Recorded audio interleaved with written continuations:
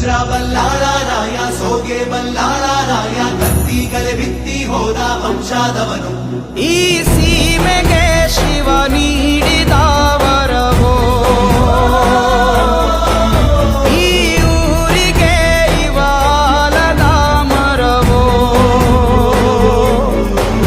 ಮೂರು ಸುತ್ತಿನ ಕ್ವಾಟೆ ಗಸ್ತಿಗೆ ನಿಂತ ಗರಡಿ ಮನೆ ನಾಯಕ. 6,000 ದಂಡು ಬಂದರು ಬಿಡನು ಕಾವಲಿನ ಕಾಯಕ.